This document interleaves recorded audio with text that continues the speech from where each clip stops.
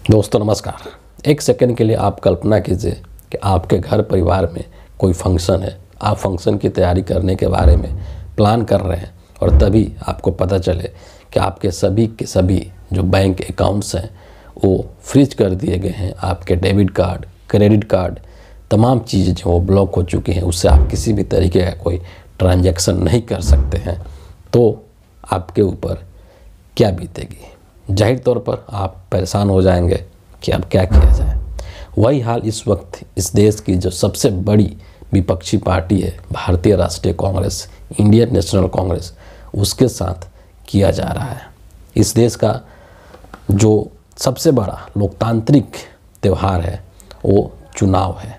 लोकसभा चुनाव 2024 एकदम सर पर है और सभी पार्टियां इस चुनाव की तैयारी के लिए अपने अपने तरीके से काम कर रही हैं। वैसी स्थिति में देश के सबसे बड़ी और मुख्य विपक्षी पार्टी कांग्रेस के सभी बैंक अकाउंट्स को फ्रीज कर दिया जाना एक बहुत ही दुर्भावनापूर्ण निर्णय लगता है। आप सोचिए, इस मसले की गंभीरता को आप इसी से अंदाज़ा लगाइए कि आज से पहले संभवतः ऐसा कभी नहीं हुआ है कि जब कांग्रेस पार्टी के सभी टॉप जो लीडरशिप है, चाहे वो सोनिया गांधी जी हों, चाहे अध्यक्ष खड़गे जी हों या फिर राहुल गांधी हों, सभी के सभी एक साथ एक मंच पर प्रेस कॉन्फ्रेंस करके इस चीज़ से देश के लोगों को अवगत करा रहे हैं कि किस तरीके से कांग्रेस पार्टी को जानबूझ करके एक फाइनेंशियल क्राइसिस में ढकेलने की साजिश वर्तमान मोदी सरकार के द्वारा की जा रही है। इस चीज़ को लेकर के जो मामले हैं उसको सुन करके आपको और आश्चर्य होगा। जो नोटिस इनकम टैक्स डिपार्टमेंट के द्वारा कांग्रेस पार्टी को दिया गया है वो कोई आज और कल का नोटिस नहीं है। 2 नोटिस है और एक जो नोटिस है वो सोचिए कि वो सन 94-95 का है और उस वक्त सीताराम केसरी जो है वो कांग्रेस पार्टी के कोषाध्यक्ष हुआ करते थे। एक जो नोटिस दिया गया है वो संभवतः 2016-17 का है, 2024 चल रहा है। मतलब इतने पुराने जो चीज़ें हैं उसको गड़े मुर्दों को उखाड़ना और उसके ज़रिए मुख्य विपक्षी पार्टी को निशाना बनाना, तो इसके ऊपर तो सवाल लगेगा ही। और ख़ास करके इसकी टाइमिंग को लेकर के सवाल खड़ा होगा कि क्यों अभी इसी वक्त जो है वो ये सब चीज़ें केंद्र सरकार के द्वारा की जा रही है। जो इसमें जो मामला है, ये कुल जो मामला जो जानकारी दी गई प्रेस कॉन्फ्रेंस के माध्यम से कांग्रेस पार्टी की तरफ से कि 14 लाख रुपये के जो बात थी कि 14 लाख रुपया, वो भी ऐसा नहीं कि इन्होंने हेरा फेरी किया या कुछ गड़बड़ी किया है, देर से किया है, देर से जमा किया था और इतने पुराने मामले हैं, ये भी आप इसको भी आप ध्यान में रखिए। और उसमें जो नियम है, जो खुद कांग्रेस पार्टी के कोषाध्यक्ष अजय माकन ने बताया कि हिंदुस्तान के अंदर ऐसी परिपाटी है कि जो पॉलिटिकल पार्टियां होती है वो इनकम टैक्स फ्री होती है, उनको ऊपर कोई टैक्स नहीं लगता है ना। इसके बावजूद अगर किसी भी तरीके की कोई अनियमितता होती है तो उस पर आप एक पेनाल्टी लगा सकते हैं, ज़्यादा यही एक रूल है। और बाकायदे जो नियम है इनकम टैक्स के तहत उसमें ये बताया गया कि ये जो 14 लाख रुपये का मामला है इनकम टैक्स को लेकर के, इस पर जो मैक्सिमम जो अमाउंट लग सकता है पेनाल्टी के तौर पे वो 10,000 रुपये का है। सोचिए।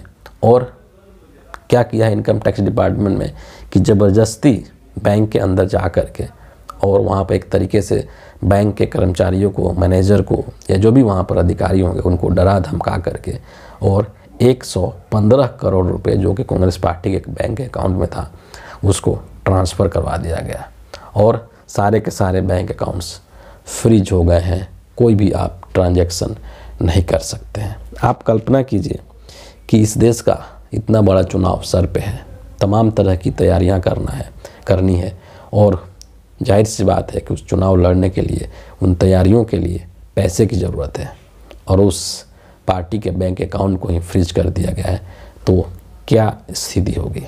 ये सब चीज़ें क्या शो करता है ना कहीं जो सत्ताधारी दल है उसके एक बहुत बड़े दुर्भावना को ये दिखाता है कि किस तरीके से वो विपक्ष को इस लायक ही नहीं छोड़ना चाहता है कि वो चुनाव लड़ सके, है ना। हार जीत तो बाद की बात है, वो उसको उस लायक ही नहीं छोड़ना चाहता है कि वो चुनाव लड़ने के स्थिति में भी हो। साफ तौर पर इस प्रेस कॉन्फ्रेंस के अंदर आज कहा गया कि हमारे पास पैसे नहीं है कि हम किस तरीके से प्रचार करें, किस तरीके से ऐड करें, कि हमारे नेताओं को देश के एक हिस्से से दूसरे हिस्से में जाने के लिए फ़्लाइट बुकिंग तो छोड़ दीजिए, टिकट, ट्रेन के टिकट कराने तक के हमारे पास अभी पैसे नहीं हैं।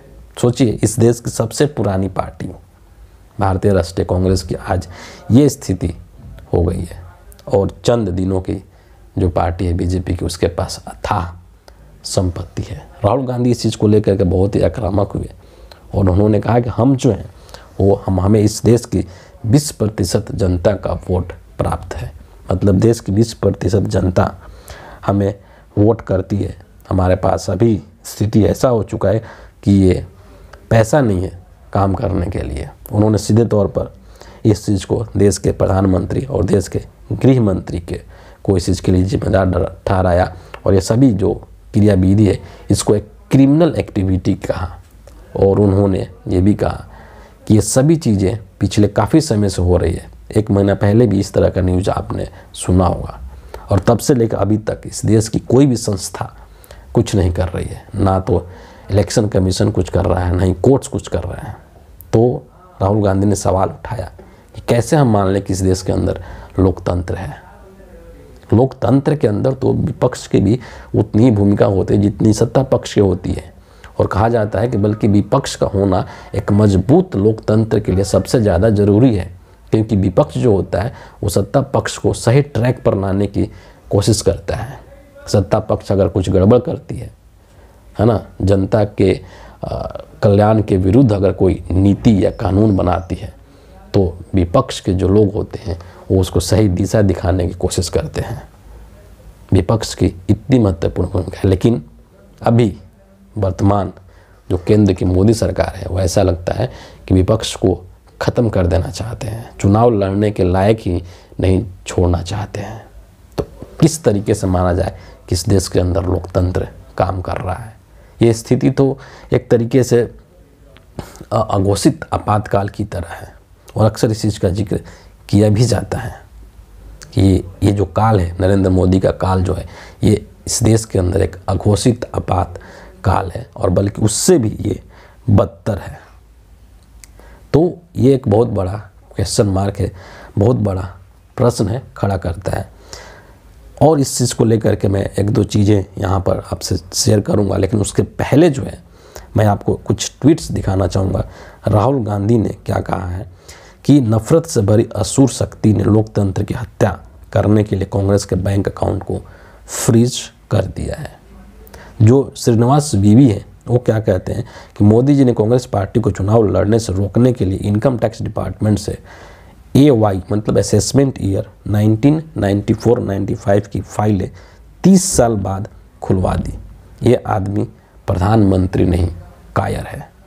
और जब कांग्रेस पार्टी की तरफ से और कांग्रेस की जो टॉप लीडरशिप है उसके तरफ से ये प्रेस कॉन्फ्रेंस किया गया, तो आप इसकी गंभीरता को समझ सकते हैं। और बीजेपी ने भी इसकी गंभीरता को समझ लिया और भांप लिया।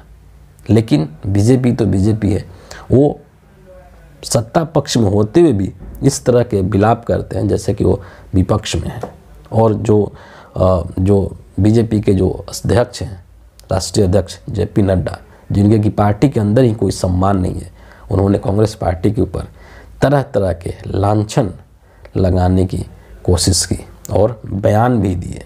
उन्होंने क्या कहा अपने इंटरव्यू कहिए या फिर अपने स्टेटमेंट में क्या कहा, उसको मैं एक कुछ चीज़ जो है उसमें से आपको ज़रूर यहाँ पर सुनाना चाहता हूँ। मैं क्या कहते हैं, उन्होंने अपने X अकाउंट पर, ट्विटर पर भी इस चीज़ का लिखा है, इस चीज़ को लेकर के कि लोग कांग्रेस को पूरी तरह खारिज करने जा रहे हैं। एक ऐतिहासिक हार की आशंकाओं से घिरे कांग्रेस नेतृत्व ने भारतीय लोकतंत्र और इसके संस्थाओं के खिलाफ बयानबाजी की है। आगे लिखते हैं कि कांग्रेस बेहद सहजता के साथ अपनी अप्रासंगिकता के लिए वित्तीय संकटों को जिम्मेदार ठहरा रहे हैं। असल में उनका दिवालियापन वित्तीय नहीं है, नैतिक और बौद्धिक है। अपनी गलतियां सुधारने की जगह कांग्रेस अपने समस्याओं के लिए अथॉरिटीज़ को जिम्मेदार ठहरा रही है, चाहे IT, AT हो या दिल्ली हाई कोर्ट, उन्होंने कांग्रेस पार्टी से नियमों का पालन करने के लिए कहा है, बकाया कर चुकाने के लिए कहा है, लेकिन पार्टी ऐसा नहीं करती है। आगे क्या कहते हैं कि एक ऐसी पार्टी जिसने हर क्षेत्र, हर राज्य और हर ऐतिहासिक मौके पर लूट मचाई है, उसकी ओर से वित्तीय मजबूरी की बात करना मजाक लगता है। सोचिए कि ये जो जेपी नड्डा हैं वो कांग्रेस के ऊपर लूट का आरोप लगा रहे हैं, जबकि हकीकत क्या है, इस पूरे देश के सामने इलेक्टोरल बॉन्ड का मामला जो है वो खुल चुका है। SBI जो है वो सभी संबंधित जो कागजात है वो इलेक्शन कमीशन को सौंप चुका है और अगले 24 से 48 घंटे के अंदर अंदर इस देश के अंदर ये पूरी तरीके से खुल जाएगा कि नरेंद्र मोदी ने इलेक्टोरल बॉन्ड के नाम पर किन किन उद्योगपतियों से, किन किन कॉरपोरेट से पैसा लिया है और बदले में उनको क्या क्या दिया है। बीजेपी के ये काले कारनामे हैं और जेपी नड्डा लूट का आरोप कांग्रेस पार्टी के ऊपर लगा रहे हैं। ये अपने आप में बहुत हास्यास्पद है। लेकिन इसके अलावा मैं आपको और एक चीज़ यहाँ पर बताना ज़रूरी है, उस चीज़ का जिक्र करना ज़रूरी है कि इलेक्शन कमीशन ऑफ इंडिया इस देश की, अभी इस देश के अंदर मॉडल कोड ऑफ कंडक्ट आचार संहिता लागू हो चुका है। और जब प्रेस कॉन्फ्रेंस कर रहे थे हमारे राजीव कुमार, इलेक्शन कमिश्नर जो हैं हिंदुस्तान के, बोल रहे थे कि लेवल प्लेइंग फील्ड की बात कर रहे थे कि सभी को बराबर मौका दिया जाएगा। क्या ये जो है लेवल प्लेइंग फील्ड है कि एक तरफ एक पार्टी को अथाह संपत्ति है और दूसरी तरफ एक ऐसी पार्टी जिसने कि चंदा मांग करके, आपको पता है कि कांग्रेस ने किस तरीके से क्राउड फंडिंग के माध्यम से पैसे इकट्ठे किए थे और उसके अकाउंट को, उन पैसों को फ्रीज कर दिया जाता है। तो क्या ये लेवल प्लेइंग फील्ड है? चुनाव आयोग का काम फ्री एंड फेयर इलेक्शन संपन्न करवाना है। क्या इस तरीके से देश के अंदर, हिंदुस्तान के अंदर एक फ्री एंड फेयर इलेक्शन संपन्न हो पाएगा? ये अपने आप में एक बहुत बड़ा सवाल है। लेकिन ये सब कुछ हो रहा है इलेक्शन कमीशन के सामने हो रहा है, देश के लोकतांत्रिक संस्थाओं के सामने हो रहा है। और एक और चीज़ है कि कितना विडंबनापूर्ण है ना, आप ये सोचिए कि जो इलेक्टोरल बॉन्ड है उसको सुप्रीम कोर्ट ने असंवैधानिक कर दिया है। कायदे से तो जो बीजेपी के पास जो धन है, इसका मतलब है कि अगर आप असंवैधानिक तरीके से धन एकत्रित किए हैं, आपके पास पैसा है, तो वो धन भी असंवैधानिक हुआ। तो कायदे से तो यहाँ बीजेपी के अकाउंट फ्रीज होना चाहिए था कि आप असंवैधानिक तरीके से एकत्रित किए हुए धन का इस्तेमाल इस चुनावी लोकतंत्र के अंदर नहीं कर पाएंगे। लेकिन हो उल्टा रहा है ना, हो उल्टा रहा है कि यहाँ पर कांग्रेस के अकाउंट को फ्रीज किया जा रहा है। एक और महत्वपूर्ण चीज़ है कि ये सब चीज़ें क्या शो करता है कि इस देश के अंदर जो प्रधानमंत्री नरेंद्र मोदी हैं, जो कि आजकल सोते जागते उठते हर जगह पे 400 पार का नारा देते रहते हैं, उनकी हकीकत ये है कि वो राजनीतिक तौर पे और देश के जो जेन्युइन मुद्दे हैं उसके आधार पर चुनाव लड़ने के लायक नहीं बचे हैं। उनको अपना हार दिखाई दे रहा है 2024 के अंदर, और इसीलिए बेचैनी में कहिए, बौखलाहट में कहिए, वो इस तरीके का कदम उठा रहे हैं कि मुख्य विपक्षी पार्टी को एकदम ख़त्म कर दो कि वो चुनाव लड़ने के लायक ही नहीं बचे हैं। आपको अगर मुकाबला करना है तो आप राजनीतिक तौर पर मुकाबला कीजिए, आप मुद्दों की राजनीति कीजिए। ये क्या बात हुई कि आप किसी के सारे बैंक अकाउंट्स को सीज कर दें, और वो भी जो है 1994, 1994-95 का मामला, 16-17 का मामला ला करके, और इतना छोटे से मामले को इतना बड़ा बना करके आप देख रहे हैं। तो ये तो सरासर जो है ये एक तरीके से लोकतंत्र का गला घोटने के जैसा है ना। और इस चीज़ के लिए इसलिए ये एक कहा जा रहा है कि ये जो चुनाव होने वाला 2024 का जो चुनाव होने वाला एक बहुत महत्वपूर्ण चुनाव है। ये आम चुनाव नहीं है, ये एक बहुत अहम और बहुत ख़ास चुनाव है, और जिसको जीतने के लिए नरेंद्र मोदी किसी भी हद तक जाएंगे। फैसला इस देश की जनता को करना है कि आप किस चीज़ को चुनना चाहते हैं। आप एक उस व्यक्ति को चुनना चाहते हैं जो कि तानाशाही प्रवृत्ति का है, जो कि एक तानाशाह के माफिक व्यवहार करता है, या फिर आप उसको चुनना चाहते हैं जो कि देश के लोकतंत्र को बचाने की कोशिश कर रहा है, देश के संविधान को बचाने की कोशिश कर रहा है, देश के अंदर जो संस्थाएं हैं उसको बचाने की कोशिश कर रहा है। ये निर्णय इस देश की जनता को करना है। इस देश की जनता को इसीलिए अपने वोट का इस्तेमाल बहुत ही सोच समझ करके कीजिए, इमोशंस में आकर के मत कीजिए। देखिए कि इस देश में क्या हो रहा है और क्यों हो रहा है, किस मंशा के साथ ये सब चीज़ें नरेंद्र मोदी कर रहे हैं। पक्ष और विपक्ष है ना, कहते हैं ना कि अगर एक साइकिल है तो उसके दो पहिए और दोनों का सही रहना जरूरी है, तभी साइकिल चल पाएगी।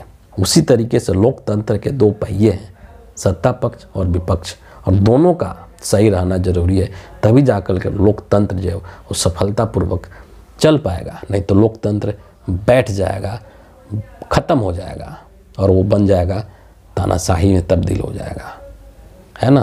तो इसीलिए सभी लोगों से, देश के सभी जो नागरिक हैं, जो वोटर्स हैं, उन लोगों से अपील है कि आप लोकतंत्र को बचाने के लिए, संविधान को बचाने के लिए, लोकतांत्रिक संस्थाओं को बचाने के लिए 2024 के लिए वोट करें। तो फिलहाल इस वीडियो के लिए इतना ही है। आप सभी का बहुत बहुत धन्यवाद।